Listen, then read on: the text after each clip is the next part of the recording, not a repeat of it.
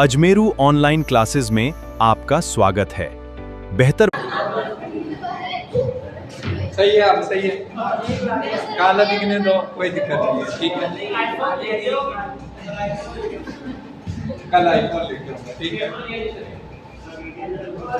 चलो, कहाँ से पढ़ लिया था हमने? ये आरबीसी स्टार्ट कर दी थी, ठीक है। आरबीसी की संख्या देखी थी हमने, कितनी होती है? 5 से 5.5 मिलीमीटर क्यूब। अगर लाख के अंदर बात करें तो 50 से 55 लाख। फिर उसके बाद आकार पढ़ा था, आकार कितना इसका? 7.6 माइक्रोमीटर।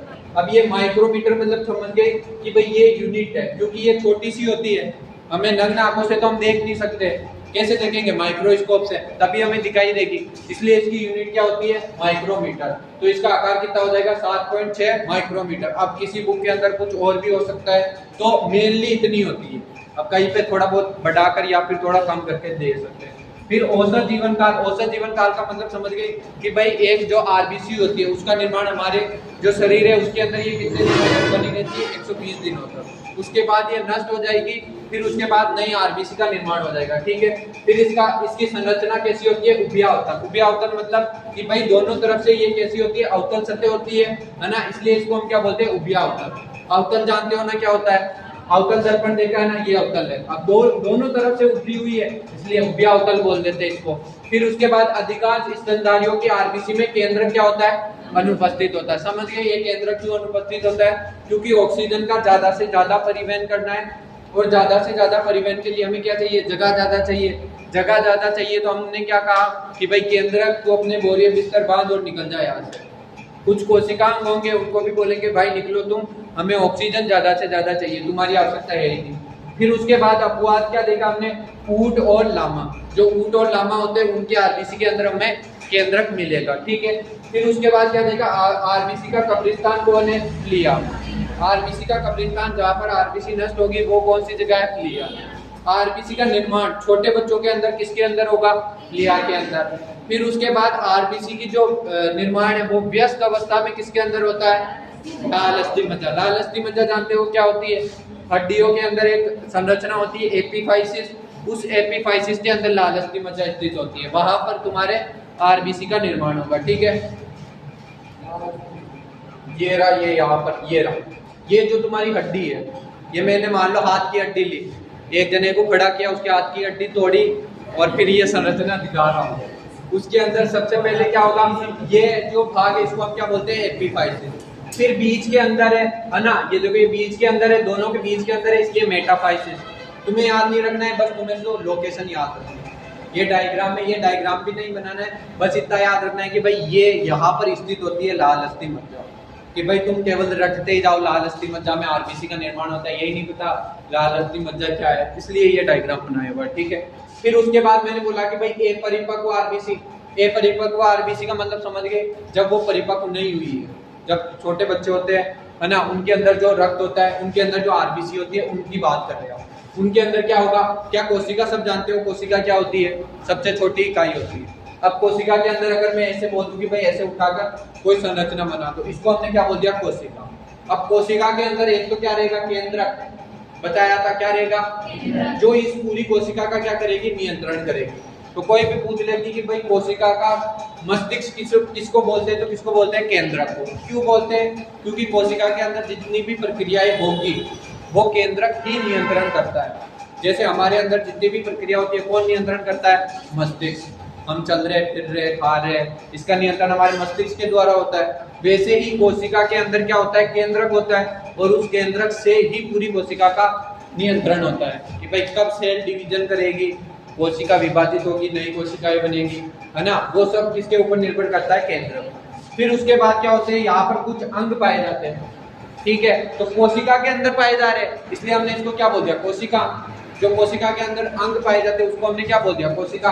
तो यहाँ पर अलग अलग प्रकार के कोशिकांग होते हैं, जैसे माइटोकॉन्ड्रिया सुना होगा कभी, हरित लवक, उसके बाद और भी होते हैं जैसे तारकाय, तारक केंद्र, माइक्रोबॉडीज। ये क्या है? ये सारे क्या है? कोशिका के अंदर पाए जाने वाले अंग, ठीक है। वैसे ही आरबीसी क्या है?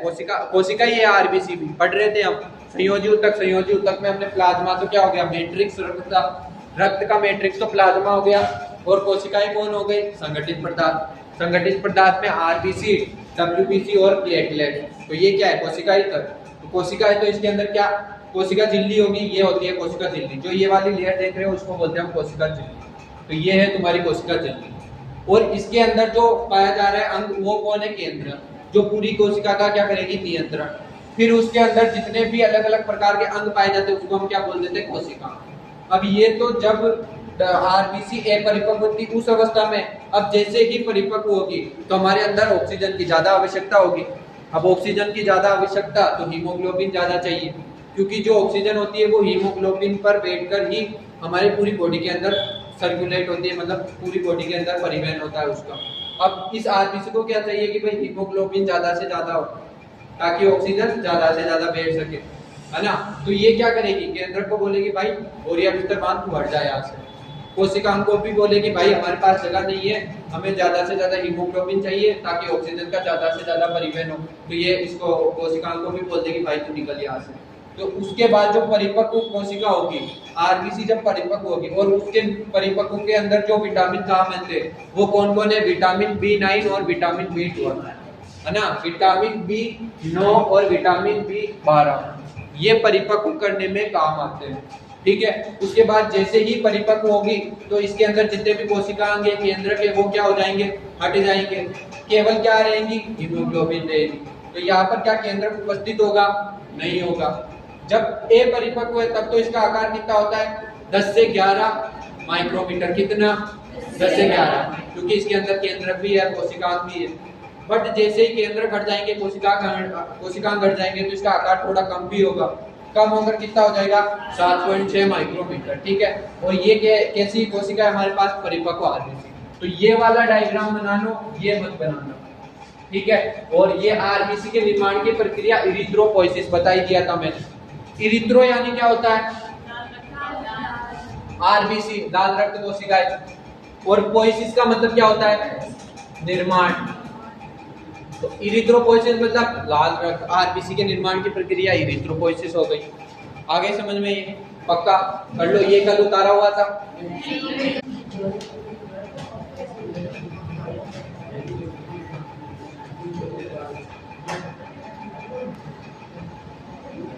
ठीक है, तो ये हो गई हमारे पास आरबीसी। अब क्या आएगा हमारे पास आरबीसी की, ये हमने परिपक्व आरबीसी का डायग्राम बना रखा है। अब मैंने क्या बोला कि भाई जो परिपक्व आरबीसी है उसके अंदर क्या केंद्रक होगा, नहीं होगा। तो मैंने यहाँ पर क्या बोल दिया कि भाई आरबीसी के अंदर विभाजन क्षमता अनुपस्थित होती है। इसका मतलब समझो, मैंने बोला कि भाई कोई भी कोशिका है उसका नियंत्रण कौन करेगा, कौन करेगा, केंद्रक।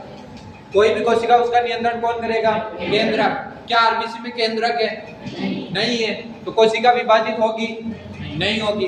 इसलिए हमने क्या बोल दिया कि भाई यहाँ पर आरबीसी के अंदर कोशिका के अंदर जो विभाजन की क्षमता है वो क्या होती है, अनुपस्थित होती है। फिर उसके बाद अवायवीय श्वसन होता है, मतलब यहाँ पर जो श्वसन होगा वो कैसा श्वसन होगा, अवायवीय, मतलब ऑक्सीजन नहीं होगी, अवायवीय श्वसन होगा।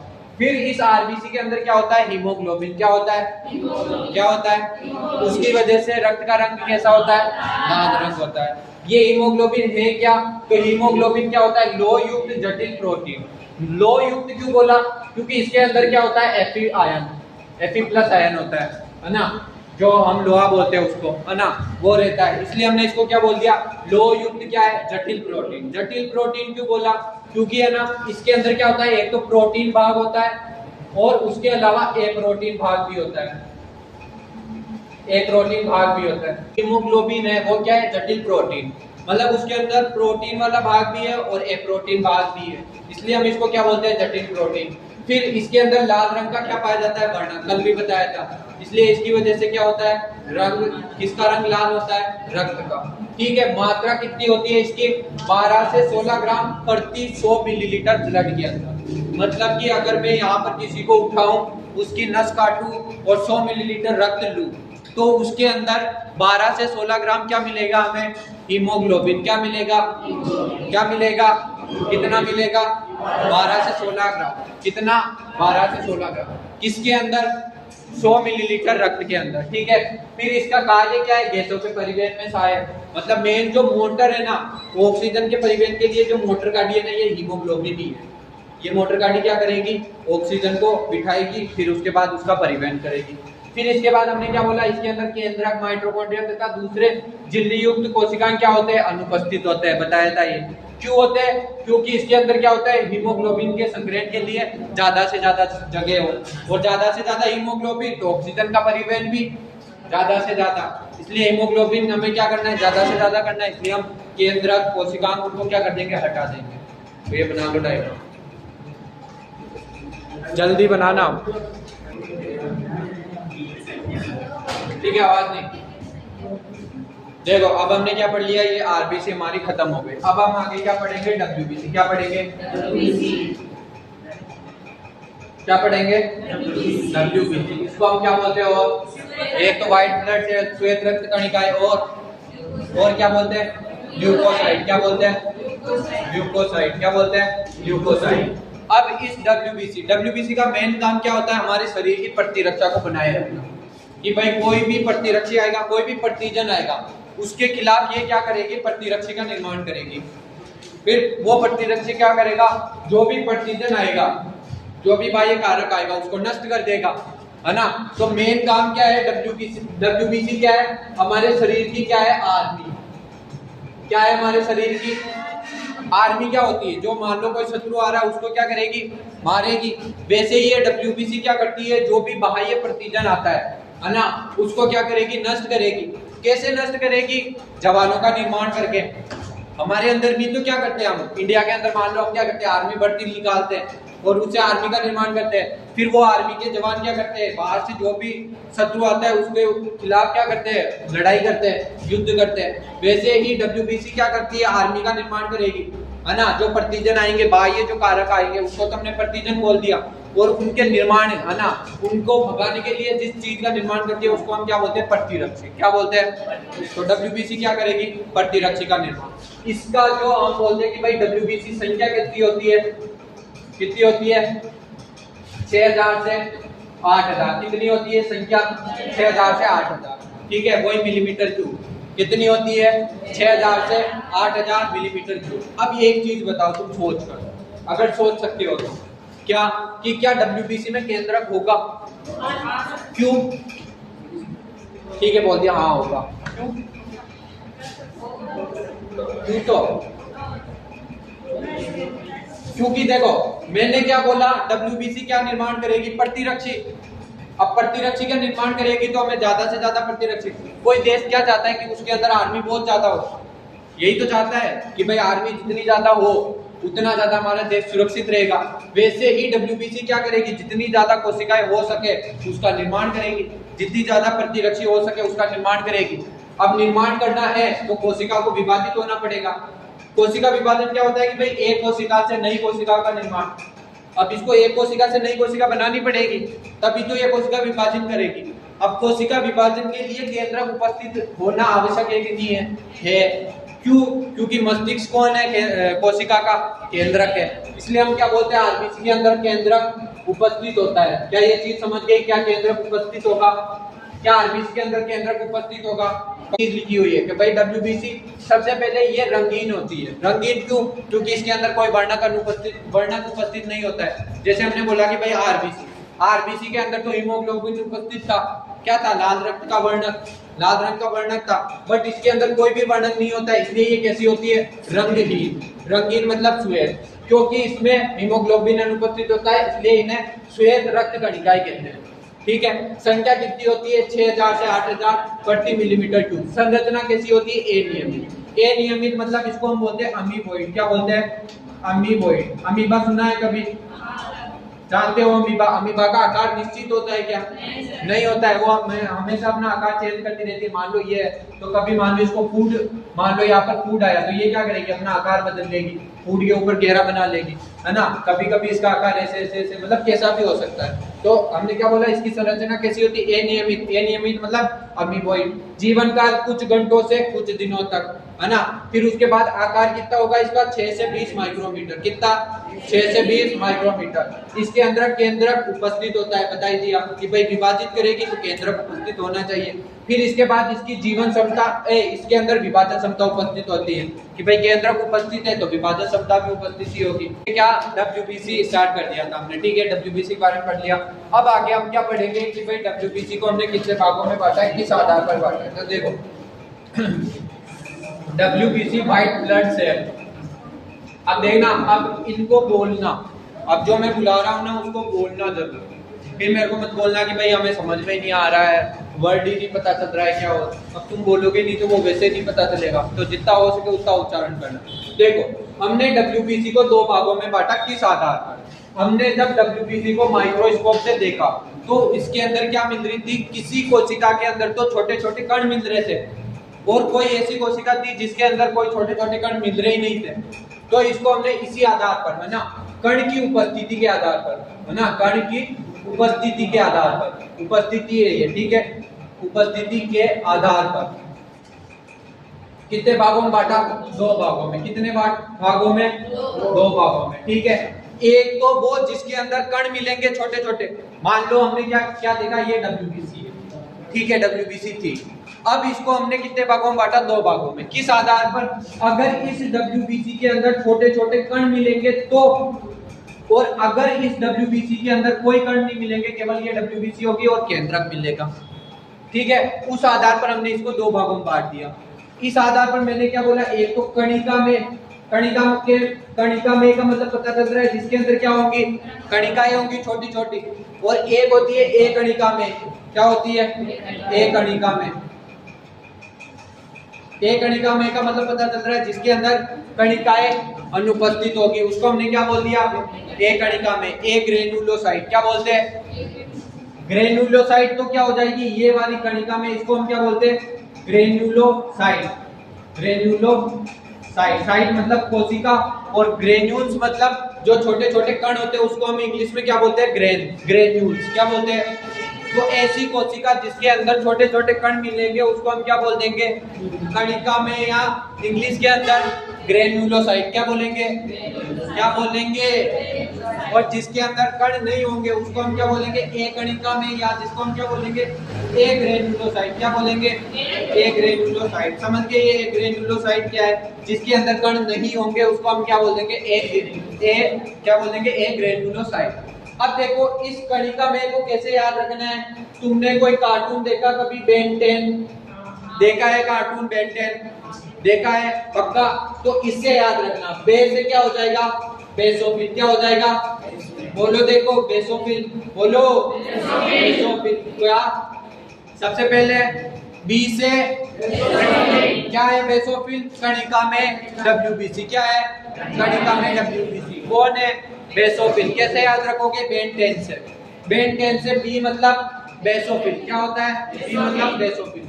दूसरा आता है ई मतलब क्या हो जाएगा, इओसिनोफिल, क्या हो जाएगा, क्या हो जाएगा, इओसिनोफिल, क्या हो जाएगा, इओसिनोफिल, ठीक है। उसके बाद एन मतलब क्या हो जाएगा, न्यूट्रोफिल, क्या हो जाएगा, क्या हो जाएगा, न्यूट्रोफिल, क्या हो जाएगा। WBC को कितने भागों में बांटा, कितने भागों में, किस आधार पर, कणिका के आधार पर। जिसमें कणिकाएं पाई जाएंगी कणिका में, जिसके अंदर कणिका नहीं पाई जाएगी ये कणिका में। कणिका में कितने भागों में, कैसे याद रखोगे, से। ई मतलब इओसिनोफिल, ई मतलब, एन मतलब, याद हो गया, बेंटेन से याद हो गया। फिर इसके बाद एक कणिका में को कैसे याद रखोगे, MLA, कैसे याद रखोगे, MLA से, ठीक है। MLA मतलब क्या होता है, ए मतलब तो क्या हो गया, एक ग्रेन्युलोसाइट, ए मतलब तो एक ग्रेन्युलोसाइट। एम मतलब क्या हो जाएगा, मोनोसाइट, क्या हो जाएगा, मोनोसाइट, ठीक है। उसके बाद एल मतलब ल्यूकोसाइट, क्या हो जाएगा, क्या हो जाएगा, ल्यूकोसाइट। तो कोई भी पूछ ले एक कणिका में कौन होगी, तो एक कणिका में, जिसको इंग्लिश में क्या बोला, एक ग्रेन्युलोसाइट, कौन होगी, MLA, कौन होगी, MLA। MLA में ए का मतलब एक ग्रेन्युलोसाइट, कौन कौन है, मोनोसाइट और ल्यूकोसाइट, कौन कौन, मोनोसाइट और ल्यूकोसाइट। मोनोसाइट ल्यूकोसाइट कौन सी कोशिका है WBC की? एक कणिका में कोशिका। कौन सी कोशिका? एक कणिका में कोशिका। WBC को कितने भागों में बांटा? कितने में? कौन कौन से? एक कणिका। कणिका में कितने भाग? कौन कौन से? बेसोफिल, इओसिनोफिल और न्यूट्रोफिल, एंटेंशन। फिर उसके बाद एक कणिका में को कैसे याद रखोगे? MLA से। कैसे? MLA से। MLA से मोनोसाइट ल्यूकोसाइट दोनों क्या है? एक ग्रेन्युलोसाइट कोशिका WBC के अंदर। क्या याद हुआ? ये पांचों कोशिकाएं कौन कौन सी है? यही डायग्राम में लिखा हुआ है, देखो क्या है। WBC को कितने भागों में बांटा? एक तो कणिका में जिसके अंदर कण होंगे, और एक कणिका में, है ना, जिसके कोशिका द्रव में क्या होंगे? कण अनुपस्थित होंगे, उपस्थित नहीं होंगे। ठीक है। फिर उसके बाद हमने कणिका में कितने भागों में बांटा? 3 भागों में। कितने भागों में? कौन कौन से? याद किया था B, E and बेंटेंशन। इसी से याद किया। B मतलब बेसोफिल, B मतलब बेसोफिल, E मतलब इओसिनोफिल या जिसको हम क्या बोलते हैं? एसिडोफिल। इओसिनोफिल या एसिडोफिल। उसके बाद N मतलब क्या हो जाएगा? न्यूट्रोफिल। क्या हो जाएगा? अब देखो इसको परसेंटेज याद करना है। कैसे याद रखोगे? सिंपल है। BEN 3 वर्ड याद किए। इनमें से सबसे बड़ा वर्ड कौन सा है? तो सबसे ज्यादा प्रतिशत किसका होगा? N यानी न्यूट्रोफिल का। कितना होगा? 60 से 65%। फिर उसके बाद ये बताओ BEN के अंदर दूसरा नंबर पर कौन आएगा? E मतलब इओसिनोफिल। कौन हो जाएगा हमारे पास? इओसिनोफिल। कितना परसेंट? 2 से 3%। कितना परसेंट? उसके बाद कौन सबसे छोटा? B। तो सबसे छोटा कौन हो जाएगा? मतलब सबसे कम पाए जाने वाला? बेसोफिल। कितना होता है? 0.5 से 1%। क्या याद करने की जरूरत है क्या? केवल ABCD पता होना चाहिए, उसमें ये पता होना चाहिए कि N सबसे बड़े मतलब सबसे बाद में आता है, सबसे बड़ा अक्षर N होता है। कि भाई N न्यूट्रोफिल 60 से 65%, एसिडोफिल 2 से 3% और बेसोफिल 0.5 से 1%, है ना, उपस्थित होता है हमारी बॉडी के अंदर। फिर उसके बाद हमारे पास कौन आता है? कणिका में, है ना, जिसके अंदर कणिका उपस्थित होगी उसको हमने क्या बोला? एक कणिका में। कणिका में पढ़ लिया। अब कौन से आएगी? एक कणिका में। इसके अंदर क्या होंगे? कण अनुपस्थित होंगे, छोटे छोटे ग्रेन्यूल अनुपस्थित होंगे। कितने भागों में बांटे थे हमने? 2 भागों में। कौन कौन सा? मोनोसाइट और लिम्फोसाइट। कौन कौन सा? दोनों जगह मोनोसाइट और लिम्फोसाइट। ठीक है। अब देखो MLA जानते हो? MLA क्या होता है? नेता होता है। क्या नेता हमेशा सच बोलता है? नहीं बोलता पक्का। तो इसके अंदर भी देखो एक ग्रेन्युलोसाइट तो है ये एक कणिका में, और ML इसके अंदर सबसे पहले कौन आता है? M और L में कौन कौन आता है? तो छोटा कौन होना चाहिए था? कौन होना चाहिए था? ये तो एक ग्रेन्युलोसाइट कोशिका L से बोल रहा हूँ। कौन आता है? L। तो छोटा कौन होना चाहिए था? L होना चाहिए था, है ना। बट ये क्या है? नेता है, नेता है ना, तो क्या हो जाएगा? L तो क्या हो जाएगा? बड़ा, 20 से 25%, और M क्या हो जाएगा? छोटा, मतलब 6 से 8% पाया जाएगा, कम पाया जाएगा। समझ गए? ये 2 चीजें याद रखना। सबसे पहले तो WBC पढ़ रहे, WBC को 2 भागों में बांटा। कौन कौन सा? जिनके अंदर कणिका मिलेगी कणिका में, जिनके अंदर कणिका नहीं मिलेगी एक कणिका। ठीक है। फिर कणिका में को कैसे याद किया? बेंटेंशन। B मतलब बेसोफिल, E मतलब इओसिनोफिल, N मतलब न्यूट्रोफिल। परसेंटेज याद करना है। कैसे याद करोगे? सिंपल सा ABCD याद होनी चाहिए। उसमें ये पता होना चाहिए B कब आता है, N कब आता है, वो, है ना। तो बेसोफिल में B सबसे छोटा है, तो सबसे छोटा परसेंटेज किसका रहेगा? 0.5 से 1% बेसोफिल। कितना? 0.5 से 1%। कौन? बेसोफिल। कौन? बेसोफिल। फिर उसके बाद इओसिनोफिल कितना? 2 से 3%। बी के बाद कौन होएगा हमारे पास? ई आएगा। तो इसके अंदर कौन हो जाएगा? 2 से 3%। कौन? इओसिनोफिल। न्यूट्रोफिल सबसे ज्यादा कितना? 60 से 65%। फिर उसके बाद हमने क्या पढ़ा? एक कणिका में, एक कणिका में के अंदर क्या याद रखना है? MLA। MLA क्या है? नेता है, तो हमेशा झूठ बोलता रहता है ना। तो यहाँ पर M और L के अंदर बड़ा कौन होना चाहिए था? कौन होना चाहिए था? बड़ा कौन होना चाहिए था? M होना चाहिए था। बट बड़ा कौन होगा? L। उल्टा कर देना यहाँ पर। ठीक है, हो गया है यार। इतनी सी यहाँ पर ये चीज याद रखना कि भाई MLA में हमें उल्टा करना। यहाँ पर तो सीक्वेंस के अंदर ही चल रहा है। ठीक है। फिर उसके बाद हम क्या देखेंगे? इसके कार्य। क्या देखेंगे? ये तो याद हुआ ना? नहीं लिखना नहीं है, अभी कार्य देखो फिर बताऊंगा। कोशिका तो याद हो गई ना? याद हुई क्या? इसको नहीं हुई। किसको नहीं हुई वापस बता, ठीक है। अब देखो इसके बाद हमने क्या पढ़ा कि भाई न्यूट्रोफिल परसेंटेज पढ़ लिया, कोशिका कौन सी है, कणिका में। काम क्या है इसका, फंक्शन कोशिका, मतलब कि ये क्या करेगी, फंक्शन का काम करेगी। तो फंक्शन कोशिका एक तो होती है हमारे पास न्यूट्रोफिल और एक होती है हमारे पास मोनोसाइट। कौन कौन होती है फंक्शन कोशिका, न्यूट्रोफिल और मोनोसाइट। फंक्शन कोशिका क्या होती है, जो दूसरी जो नष्ट कोशिका हो जाती है, मतलब मान लो हमारे अंदर क्या है, कोई वेस्ट मटेरियल है, उसको क्या करेगी, ये भक्षण कर लेगी, इसलिए हमने इसको क्या बोल दिया, भक्षण कोशिका। कौन कौन होती है भक्षण कोशिका, एक तो न्यूट्रोफिल और एक मोनोसाइट। कौन कौन, न्यूट्रोफिल और मोनोसाइट। अब ये बताओ सर्वाधिक भक्षण कौन करेगी, सोच कर बताना, क्यों सबसे ज्यादा पाई जा रही है, जो भक्षण भी सबसे ज्यादा करेगी। तो कौन करेगी, सर्वाधिक भक्षण का काम किसका है, न्यूट्रोफिल का।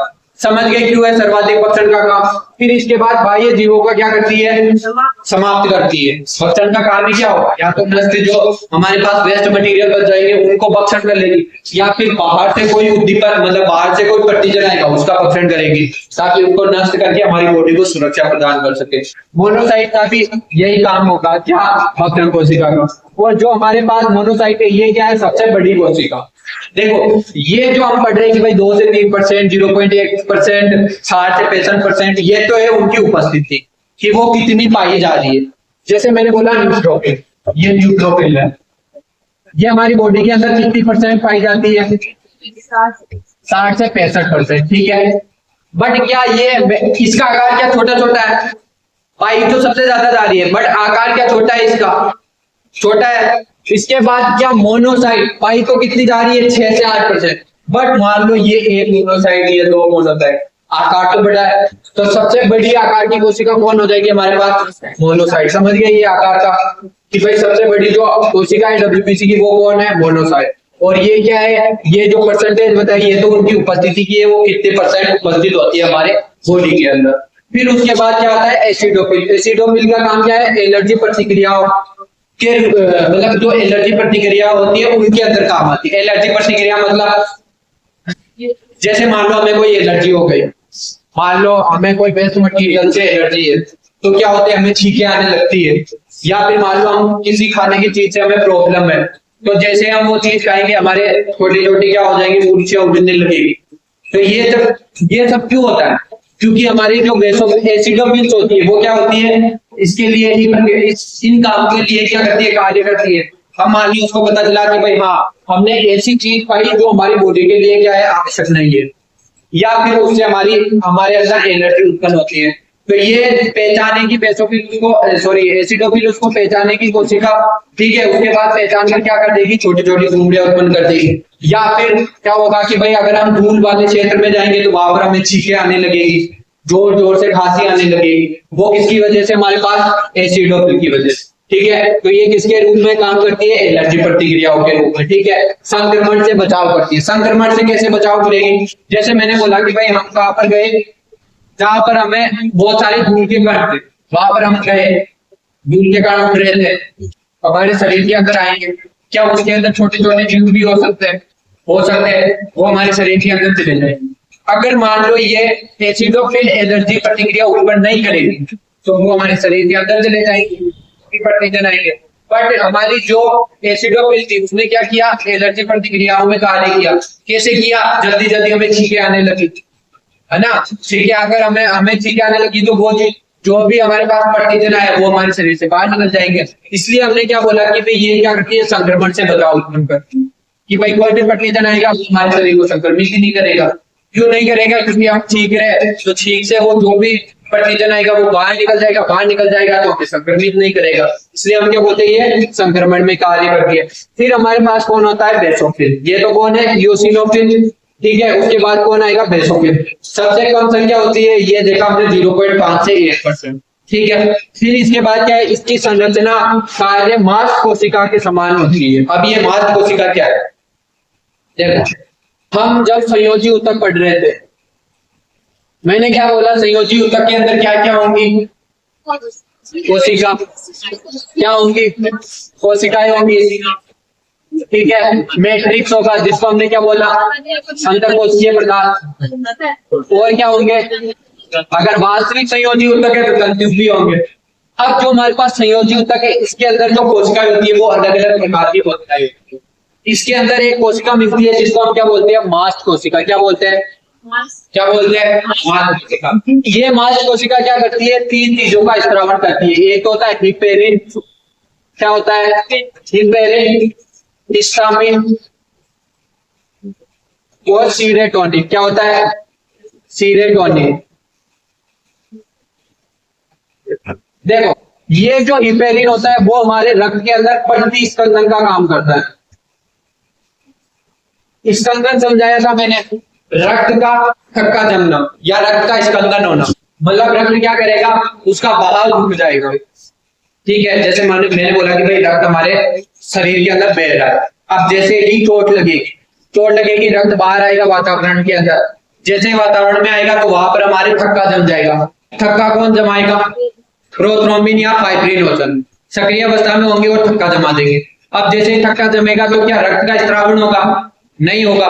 उसको हम क्या बोलेंगे कि भाई रक्त का स्कंदन हो गया, मतलब रक्त जम गया। ठीक है, वैसे ही मैंने बोला कि भाई जो अब हमारे शरीर के अंदर रक्त बह रहा है तो फिर तो वो रक्त तो शरीर के अंदर भी जम जाएगा, शरीर के अंदर भी तो जम सकता है। तो क्या उसको हमें जमने देना है या फिर जमने से रोकना है, जमने नहीं दे सकते, फिर तो हम मर जाएंगे।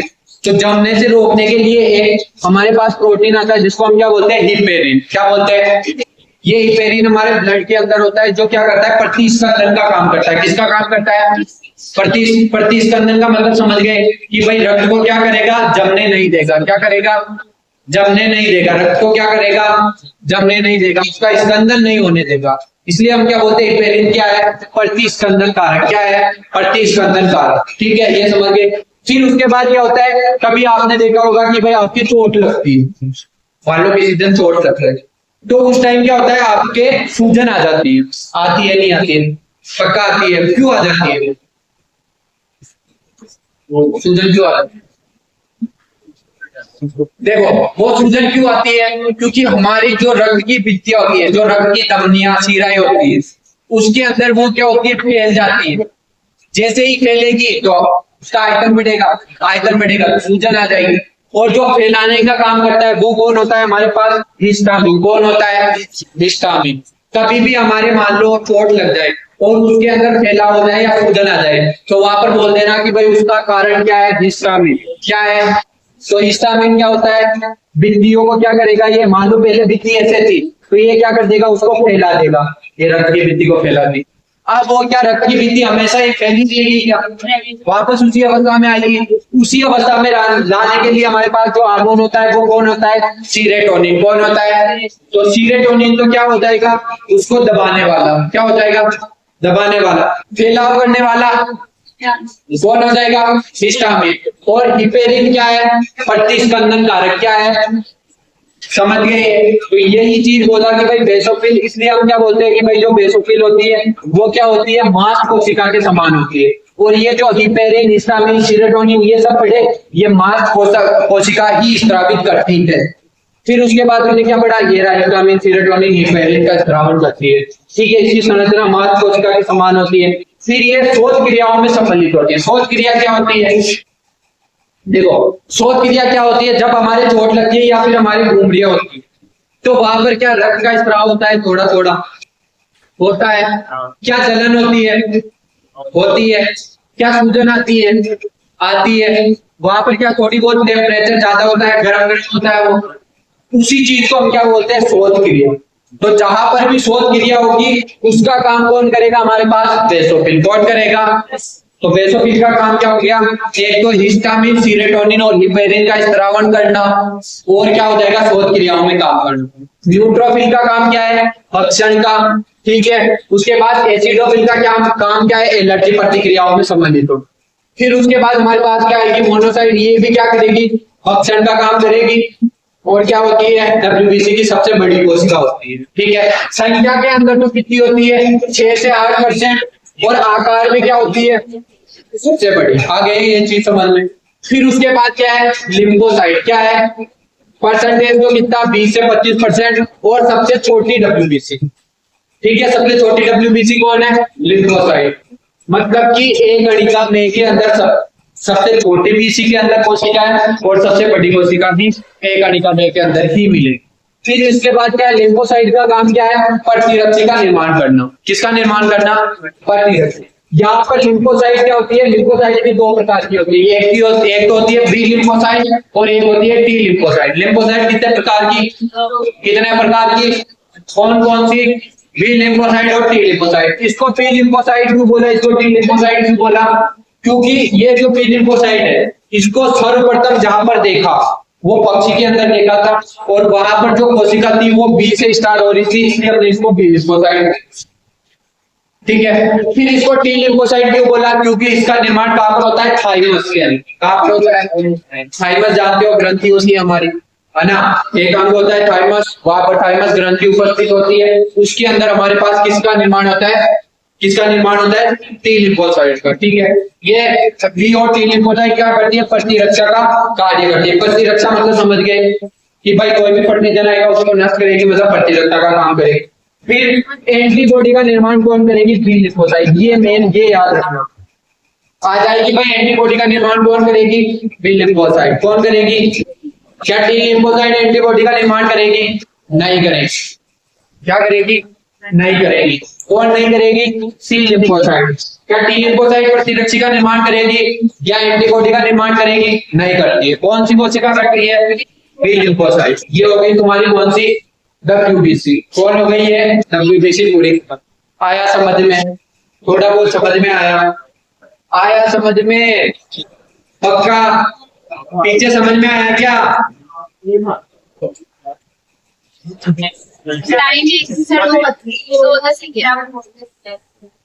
थोड़ा बहुत तो समझ में आया। एक बार देख कर वापस देखना, वैसे भी आज रिकॉर्ड किया हुआ है, मैं यूट्यूब पे डाल दूंगा तो देख लेना, ठीक है।